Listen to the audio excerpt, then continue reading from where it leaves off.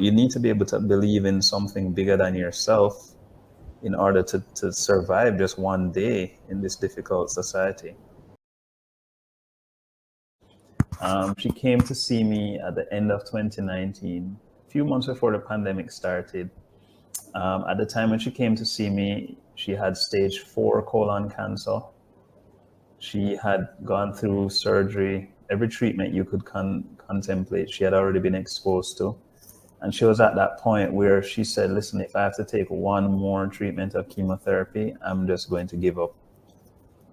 And somebody told her to reach out to me. And I actually had to meet with her on Zoom. And I said, hey, let's talk. And we did the usual, we went through everything. She told me about her diagnosis. And I said, what's happening with the home life? And she shared some things with me that I recognized immediately would have been playing a role in why she had developed the cancer to begin with, and would probably play a significant role in why the cancer had not successfully responded to the treatment she had been offered. And I made a deal with this lady. I said, hey, I will use all of the tools I have available to me physically to help you to heal physically from this cancer. But I refuse to do so unless you are willing to take the emotional deep dive and go and sit with an emotional counselor and go through some of these serious issues you're having on the home end. And go through some of these serious issues here. She said, so you're telling me you're not going to treat me unless I go and get these issues sorted? And I said, yep, that's exactly what I'm telling you. You can make the choice from here. Thankfully, she chose to go and sit with the emotional counselor for a few sessions, and then she reached out to me. And within, even though she had only done a few sessions, I could immediately see the change in her body language, her skin started to look healthier almost immediately. And I said, okay, let's do some work now. And one of the treatments that I use quite often is a treatment called ozone therapy. Mm-hmm. It's a supercharged oxygen that's delivered in a variety of ways to help the body to heal. And I said, let's do a couple ozone treatments. I helped her to adjust her diet using some of the protocols I've learned. And we just decided to take it one day at a time, one treatment at a time. And within 6 weeks, we had already started to see her energy levels improve. She actually also suffered from diabetes, and we had seen where her sugar readings were extremely good in comparison to when we met before. She refused to take any more chemotherapy, of course, so it was left to me to guide her. And to cut a long story short, we began treatment with her in January of 2020. We are now, I think today is the 20th of April, I believe, Mm-hmm. 2023. So we are well over 3 years later. And not only is she still doing extremely well, but all her scans and her blood tests have all returned to almost completely normal. She has a few spots left on the scans, but if you were to see her on the street, you would never have any idea that she had ever been unwell. She Mm-hmm. has become an ambassador for the possibilities of treating cancer Mm-hmm. successfully. Because, stage 4, they usually say, oh, stage 4, we don't see you in it for too long. But this has Right. been 3 years, and 3 years of great health for her, 3 years which have been documented to have little to no disease left on scans or Yeah. on blood tests. And so now when I have new patients coming into the clinic, I can have them call her on the phone or sit with her and she tells her story. She sat with me for an extended interview like this one, and I published it on YouTube, so your viewers and listeners can find that on YouTube. It's called, just look for Teshuva Wellness, which is my uh, wellness center, and just look for stage 4 cancer on YouTube.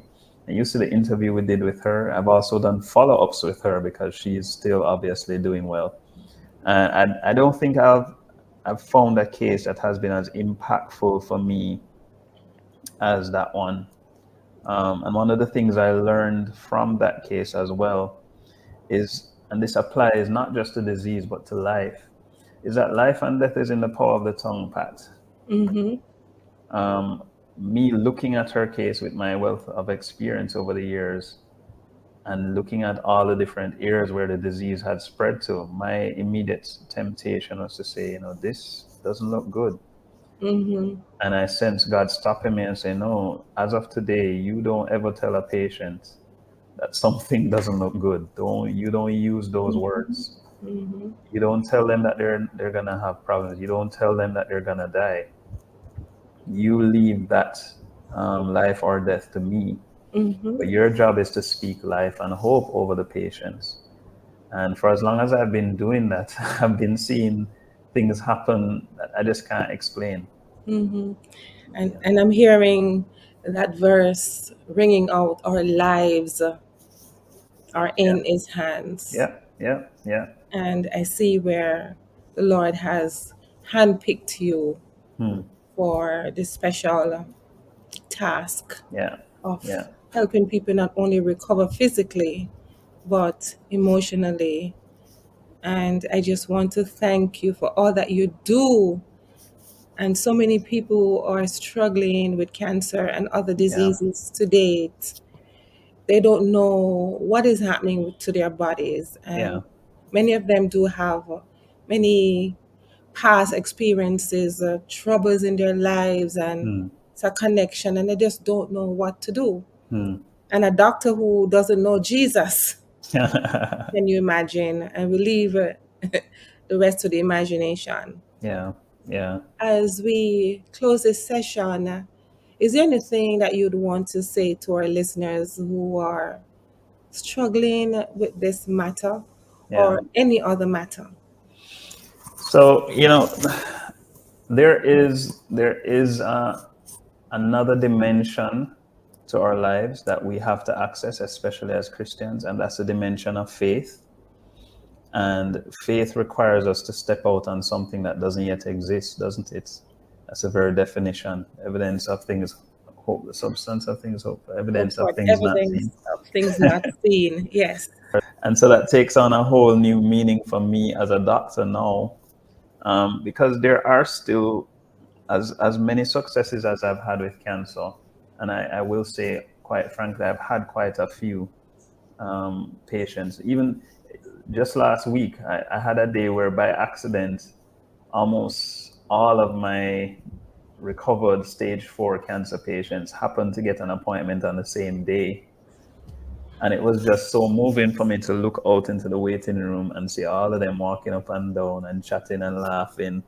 Um, and so what I'd want to say to your viewers is, you're going to at some point be challenging your faith. It may be a health issue, it may be a financial issue, it may be problems, relationship issue, whatever it is. And the truth is, there's no way to get around it other than to have faith. My Mhm. patients have to have faith. I have to have faith in God that I'll have a solution for them. I still have times, of course, like any other doctor, where patients die, and Mhm. I have to find the faith to get up and treat the very next patient with as much optimism and hope as I did the one before. So I want to encourage the listeners and the viewers that it's going to be impossible for us to well, the Bible says without faith it's impossible to please God. Mhm. But even Mhm. beyond that, just to exist on a daily basis now, especially with how difficult life has become, Mhm. requires us to have faith in a higher power. And that power has to be, well, in my case, it's God. But you need to be able to believe in something bigger than yourself in order to survive just one day in this difficult society. Mhm. Believe in something bigger than yourself. Hmm. What a note to end on. Dr. Andre Williams, thank you for sharing such a wealth of experience Yes. and knowledge on raw and unedited stories on GodScoop. Thank you for just helping so many people. Hmm. And we just continue to pray as you journey on this road of using both um, approaches, an integrative approach Correct. to medicine. Pat, I want to save you some trouble because I often don't give out my information so people can contact you, and I don't want them to have to call you. Is it okay if I just share it quickly here? Absolutely. Yes. Yeah, so if you need to find me, you can Google Teshuva Wellness, Teshuva. It's a Hebrew word that means to return to God. So you can Google Teshuva Wellness and you'll see all the contact information there. You'll see all the services that we offer, and you can actually book an online consultation there. If you are not inclined to go on Google, you can contact me on our Jamaican number, 876-787-8197. That's 876-787-8197. So that's easier for you to call that number than to try and get in touch with Pat and bombard her phone or her email. So Yes. let me do her the favor of getting her out of that trap. All right. And your offices are located in Montego Bay, Correct. Jamaica. One of the And most beautiful places on earth. yes, and you also treat patients from all over the globe. Correct. So you can have an online consultation as Correct. well. Correct. Right. Thank you. Bless you, my friend. Thanks. And to our audience, thank you for tuning in to Raw and Unedited Stories. If you have not subscribed, now is the time to do so. And if you have, thank you. Remember to share and like. And if you have a story to share, please click the link below and leave your information. Leave a comment below. All right? Have yourself a phenomenal day.